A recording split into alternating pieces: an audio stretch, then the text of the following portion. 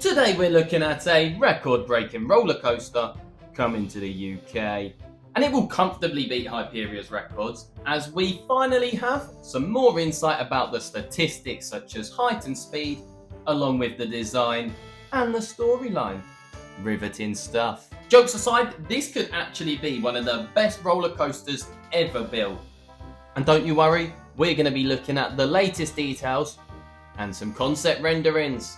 Since the initial confirmation of this roller coaster was revealed around a few months ago, I've been piecing together every bit of evidence possible so that we have the best insight possible. Could say possible more. That's possible. But with that being said, if you do enjoy theme park videos like this, please do hit that subscribe button. Your support is always really appreciated, and we're trying to get to 6,000 subs by the end of the year. Optimistic, I know, but stranger things have happened.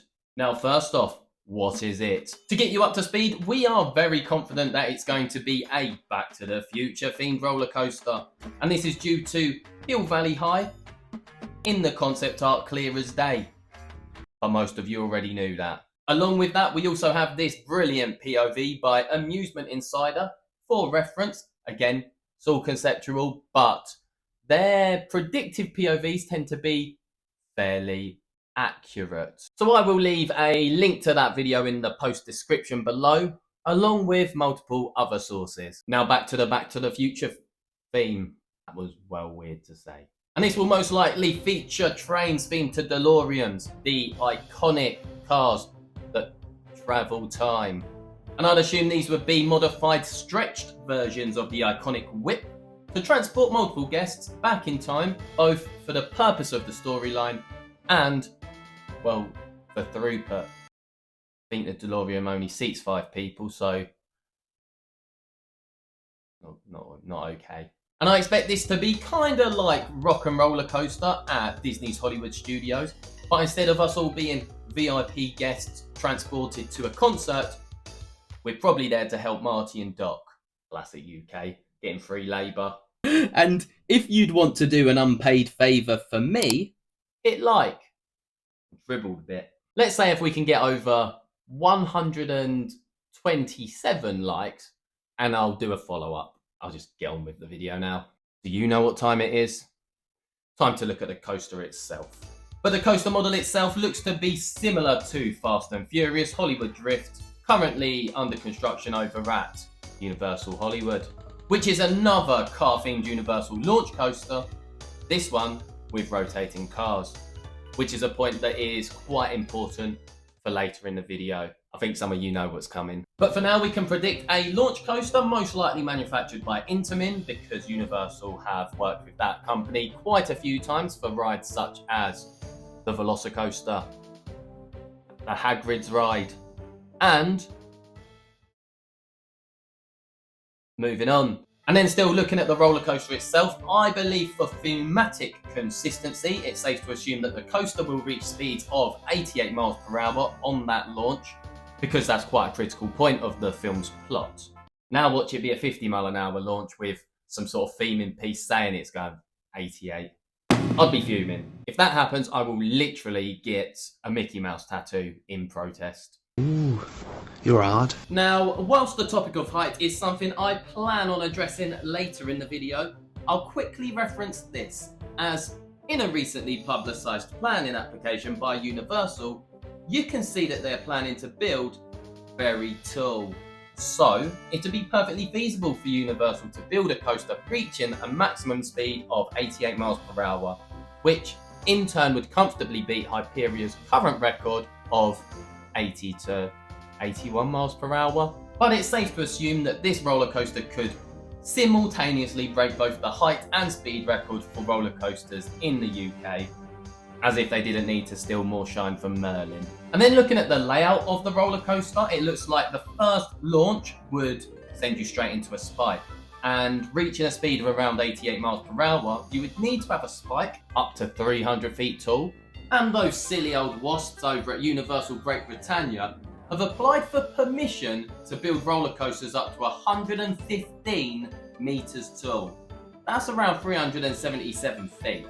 which is around 141 feet above the current record, Hyperia. To be honest, if it was any shorter than 250 feet, it'd fly straight off the end like Willy Wonka's glass elevator. Airtime. Also, during an episode of The Field. Shout out Dan and Marcus, the interview was really good by the way. But importantly, the interviewer said this. But if it isn't the tallest roller coaster in the UK, some people will think, what was the point of that? Cheers.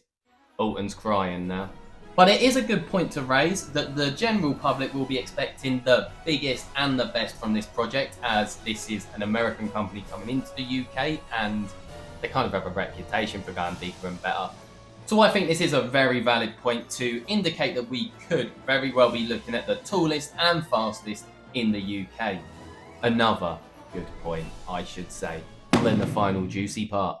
The storyline and possible ride experience.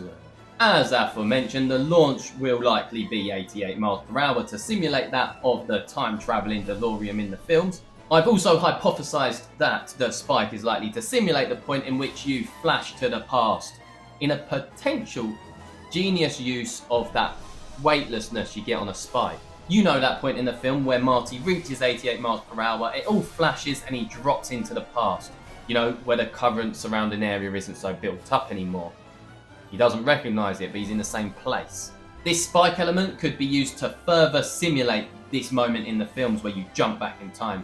The cars could launch 88 miles per hour, go up the spike, and that point of weightlessness represents the point in which you go to the past, and the cars could use the new rotating cars built by Intamin. So as you go up, you rotate 180 degrees and go back down into the place you've just gone.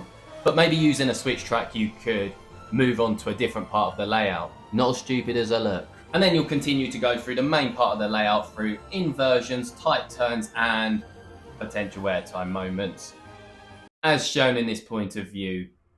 And I know you're probably thinking, why am I dropping this video now? Permits and construction progress. And the latest is that about a week ago, Universal Parks and Entertainments published a letter to the project website. It states that a request has been made for permission to be granted via SDO, a special development order, which to my understanding means that if it's granted, it would fast track the permissions and enable Universal to begin project construction. But again, that is my understanding of it. If anyone watching this video happens to know more about this SDO, then please let me know in a comment below what it means and I'll pin it for everyone's reference. Thanks so much for watching. Like the video if you did enjoy it.